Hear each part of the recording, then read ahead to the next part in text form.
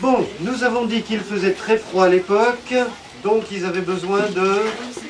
Fourrure. Fourrure. Et quoi encore? De chaleur. Et ils obtenaient comment la chaleur?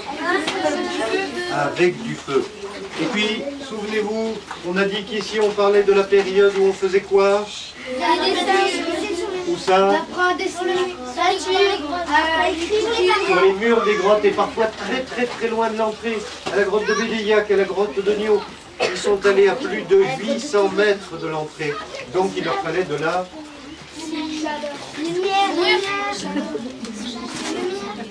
lumière. C'est pour pas que leur dessin. Et donc la lumière, ils les faisaient avec du feu. On trouve des lampes à graisse dans certaines grottes. On trouve des torches, des morceaux de bois qu'on prépare pour qu'on puisse les enflammer et avec lesquels on va s'éclairer. Et quand on fait des fouilles, on trouve les foyers. Vous savez ce que ça veut dire le mot foyer? Ça veut dire quoi? C'est l'endroit où on fait du feu. Alors on le reconnaît parce qu'on a des pierres qui délimitent le feu en général. On voit qu'elles ont rougi ou noirci sous l'effet de la chaleur. On voit qu'il y a des cendres, on voit qu'il y a du charbon de bois, de l'os brûlé.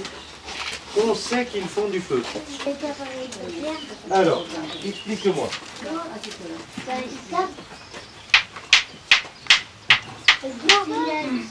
Alors ça, tu oublies tout de suite ce que tu viens de dire, c'est une grosse bêtise. Il n'y en a pas beaucoup de silex. Vous oubliez le mot silex quand vous parlez du feu. Pas de silex pour faire du feu. Ah oui. Alors, c'est une pierre. Débouchez les oreilles, que ça rentre bien. Je ne vais pas vous donner son nom parce qu'il est compliqué, je vais vous dire ce qu'elle contient. Elle contient du fer et du soufre. Le soufre, c'est ce qu'on mettait avant au bout des allumettes. Donc, qu'est-ce qu'elle contient, ma pierre? Du fer et du soufre. Et du... Qu'est-ce qu'elle contient? Et du... Bien. Qu'est-ce qu'elle contient, la pierre? Ah, du soufre. Ah, là c'est n'importe quoi là ce matin, hein. Vous êtes réveillés les filles. Alors, si j'ai cette pierre qui contient du fer et du soufre, et que je prends n'importe quelle autre pierre dure, n'importe quoi, du moment que c'est dur, ça n'est qu'un grattoir. Et là, je peux produire des étincelles. C'est-à-dire que je détache des petits morceaux de cette pierre qui sont devenus brûlants et qui tombent par terre. Et là, on peut faire du feu. Le problème, c'est que cette pierre-là, quand on la trouve dans la nature, il y a comme une peau dessus, on appelle ça une gangue. Et là, je peux taper, je n'aurai pas d'étincelles. Il faut que je la casse pour qu'elle fasse des étincelles. Ah, le mot que je veux, c'est frotter. Alors, je suis ce que tu m'as dit. Je prends 2 morceaux de bois. Je prends 2 morceaux de bois et je les frotte l'un contre l'autre et je peux faire du feu. Oui. Oui. Ah oui. Je me rappelle.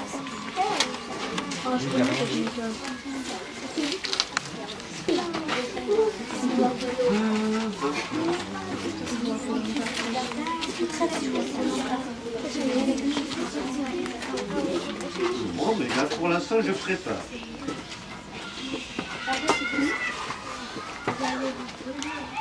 Je vais me brûler.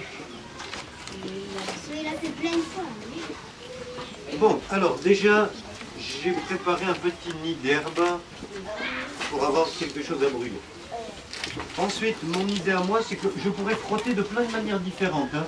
Parce qu'il y a des peuples qui vont frotter dans une rainure, il y en a d'autres qui scient un morceau de bois avec un autre. Et moi, je vais essayer de faire tourner un morceau de bois sur un autre. Et comme je suis un peu paresseux et que je suis un homme préhistorique qui sait faire depuis longtemps des cordes, soit avec des fibres végétales, soit avec des boyaux, soit avec des lanières de cuir, c'est qu'il y a peu bas. Tu sais que les cordes d'instruments de musique étaient faites avec des boyaux pendant longtemps, jusqu'à il y a 100 ans. Hein. Avec la corde. Et sans me fatiguer, je peux faire tourner très très vite le morceau de bois et ça ne s'arrête jamais en plus. Alors je n'ai qu'un problème, c'est qu'il va falloir que je tienne mon morceau de bois vertical. Et si ça frotte en bas, ben ça frotte en haut et je vais me brûler la main bien avant d'avoir du feu. Donc il faut que je pense à me procurer une pommelle, c'est-à-dire un objet qui va me permettre de protéger la paume. Les morceaux de bois vont chauffer et s'user. Et ce qui m'intéresse, c'est pas la fumée. Ce qui m'intéresse, c'est que les morceaux de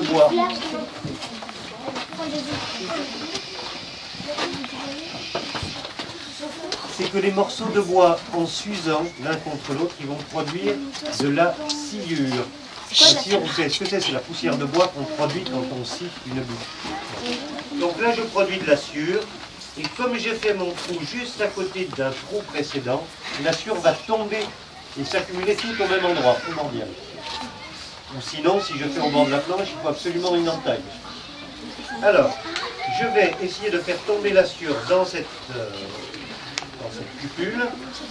Et au bout d'un moment, ben, ça va être tellement chaud que le tas de sciure qui sera accumulé là doit contenir une petite braise. Allez, on y va.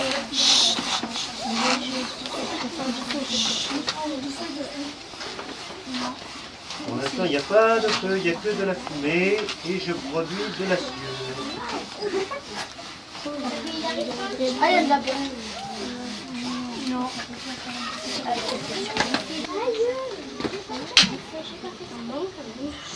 Alors, j'ai un tas de sciure qui fume. Vous allez voir qu'il y a une petite braise. Hein. Voilà, maintenant on récupère la braise. On la met dans l'herbe. Et ensuite, on va essayer d'allumer.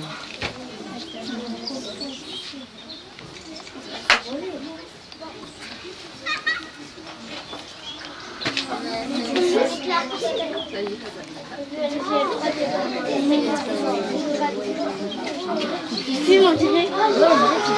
J'ai du feu. Et je vais éteindre le feu avant de le manger. Ne vous inquiétez pas, les filles, pour moi. Je ne suis pas masochiste. Pourquoi tu l'as pas jeté dans l'air?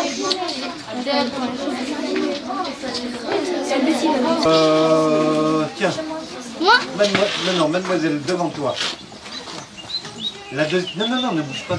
Je te pose une question. Je vais essayer la deuxième méthode. J'ai un problème, c'est que je peux faire des étincelles qui sont très chaudes mais minuscules. Et alors ça ne donne pas assez de chaleur pour pouvoir embraser l'herbe. Alors ça marche, mais il y a une astuce qu'il faut connaître. Alors est-ce que qui m'a dit qu'il est déjà venu? Tu m'as dit que tu étais déjà venu. Quelle est l'astuce? Tu t'en souviens? Il faut de la poudre de perlimpinpin. Tu sais, qui capture les étincelles. Et avec quoi je vais faire cette poudre? Bon, ça c'est des bêtises, hein, la poudre de perlimpinpin. Mais la poudre dont j'ai besoin pour capturer les étincelles, je vais la faire avec quelque chose qui est dans ce champignon qui pousse sur les troncs d'arbres. Ce champignon qu'on appelle amadouvier. Et l'amadouvier contient de l'amadou. Et l'amadou, c'est cette matière qu'on a ici, juste en dessous de l'écorce du champignon. Et cette matière-là est capable de capturer les étincelles. Alors, de quoi? C'est ça qui s'appelle pas c'est comment ça s'appelle? Je gratte un peu avec la lame de mon couteau. Et je fais la poudre dont j'ai besoin. Oh non, j'ai pas beaucoup de temps.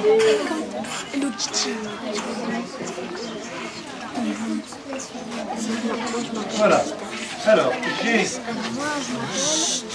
j'ai récupéré un petit peu d'amadou. Il me faut prendre encore une précaution.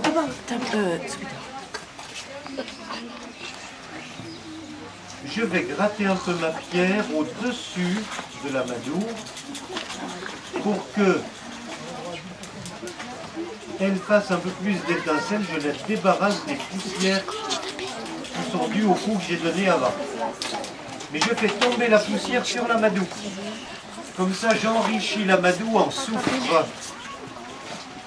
Et on a dit que le soufre, c'est ce qu'on mettait avant au bout des allumettes. Et alors, des fois ça marche au premier coup. Hein. Puis des fois, c'est beaucoup plus long. Alors, moi, je vais vous proposer de chanter, mais pas n'importe quoi. Alors, le tout, après, c'est de bien viser.